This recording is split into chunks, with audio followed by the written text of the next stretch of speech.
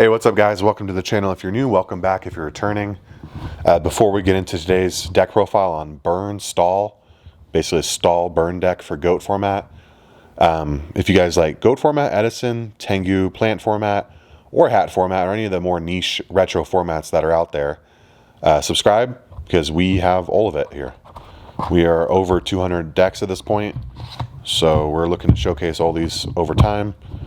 All right, so here we go. GOAT format, burn, stall.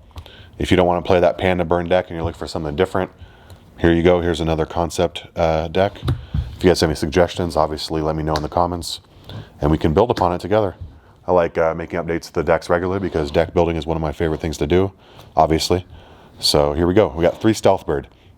Stealth Bird, once per turn, can flip face down in defense position by his effect. His own effect, he can flip himself face down. And then when this card is flip summon, and inflict 1,000 damage to your opponent. So it'll be like this, face down, you flip it, inflict 1,000, effect, flip back face down. And he's got 1,700 defense, so it's not like it's nothing. He can put up a little bit of a wall. But the point is you want to stall your opponent out and keep flipping this as many times as possible. Stealth Bird is definitely the boss monster of the deck. To add on to the monsters that do burn damage, we have 2 Desquala. This one's going to do 400 damage for each card in your opponent's hand. I find that Desquala is actually a better card late game because you've already set up your board to stall, like gravity binds, level limits, and all that. Your opponent's hand is going to naturally start building up as the course of the game goes on. They're going to be discarding cards end phase. If you can get them to where they're on that 6 cards, you know, that's 2,400 points of damage to the face by flipping a Desquala. Also, it's got an 1,800 defense. Nothing to laugh at. These cards inherently have some ability to defend. All right, for more burn monsters, we have 2 lava golems. I don't care for giving them a 3,000 beater. They're going to take 1,000 damage during each standby phase, and we're going to stall the hell out of them where this doesn't even matter if it's on the field. So that's why we're playing 2 lava golem. You do not want to play 3 because it's way too bricky to see too many of them. You might not have enough monsters on their side of the field to tribute over it. Especially early game state, you want to start building towards that stall. So accumulating more spells and traps towards the stall strategy. And then 1, you might never see it. So 2, I feel like it's a good ratio. And then we're going to play 3 Spirit Reaper. Yes, it loses hard to Chaos monsters like BLS or Chaos Sorcerer. But, especially early game, we don't attack them. Unless they have a way to put their own lights and darks in the graveyard, i.e. Thunder Dragon. Again, I'm talking early game, because late game, obviously, they're going to start discarding cards to get their hand size down, which means they can put lights and darks in the graveyard. But early game, unless they have cards that put their own cards in the graveyard, Graceful Charity, Thunder Dragon, etc., we're not putting their monsters in the graveyard. So the odds of them getting out a Chaos Monster is substantially lower, which means Spirit Reaper has a much higher chance of surviving. There's so many ways to out them, but we're playing 3 of them, so guess what? You got to out them 3 times. You put a Chaos Monster on board, I'm probably going to Lava Golem it away. Again, we're playing the odds. You can make the case for any niche scenario that you want to describe for outing something, but generally speaking, we're here to stall, so we're going to play stall cards. All right, we're playing the jars. We're playing Morphine Jar and Cyber Jar. Cracked cards, both limited to 1. Might as well play them. Helps us advance our game state. Morphine Jar is literally crazy. Drawing into 5 burn cards can go for game right then and there, so that's wild. We're playing Pot of Greed and Graceful Charity. We are not playing Duo. We don't give a crap how many cards they have in their hand. In fact, we want more cards in their hand. Desquala. Yeah, we just don't care. We need to have every spot in our deck maximized for ability to burn or stall. So Duo doesn't really help us with our win con. Not too much anyways. I guess you can snipe a Heavy Storm, but again, we're not playing for those niche scenarios. We're playing for, generally speaking, what helps us, advance what we're trying to do.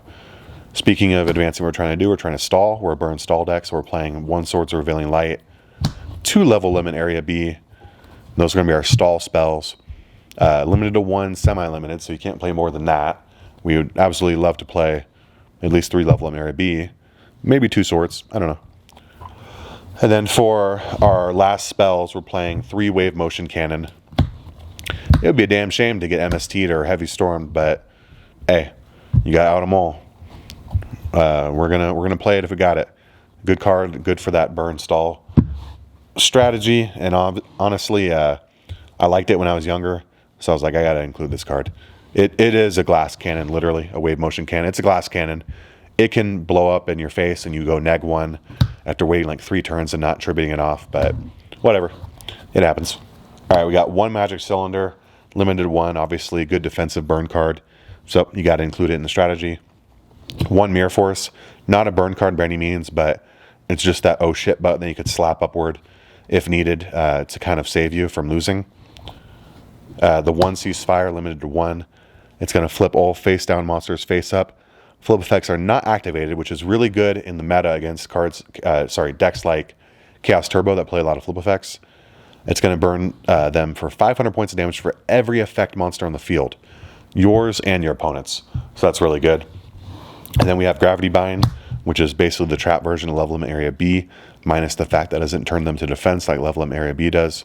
It's also semi-limited, so we're maxing out on these, essentially playing 4 copies. And these both say that level 4 and higher attacks basically can't attack. We're playing 3 Ojama Trio. We want to really clog up our opponent's field and build towards this next card, which is Just Desserts. Just Desserts is going to do 500 points of damage for each monster on your opponent's side of the field. Let me move these up, I guess.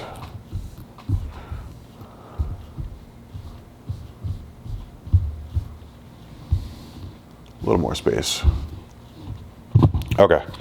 And then along the same train of thought as increasing the amount of stuff on their side of the field to do more damage, we have 3 Secret Barrel. This is not only going to do damage for stuff that's on their side of the field, but also in their hand.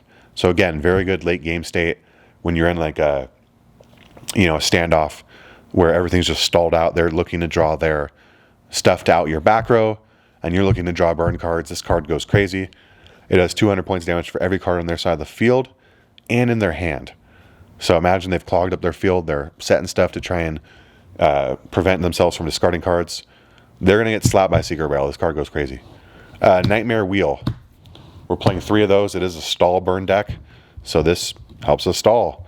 It equips to their monster. It says that monster cannot attack. And during each of our standby phases, we're going to inflict 500 points of damage to their life points. So if you give them a Lava Golem, and then you Nightmare Wheel it, I mean, that's 1,000 on their turn, 500 your turn. That's 1,500 every passing of the guard. All right, and then we are going to play 3 Solemn Judgment. We have to make sure that we stay alive, and we stay alive by maintaining our back row presence. Gravity Bind, Level Limit, Swords of Revealing Light, Nightmare Wheels.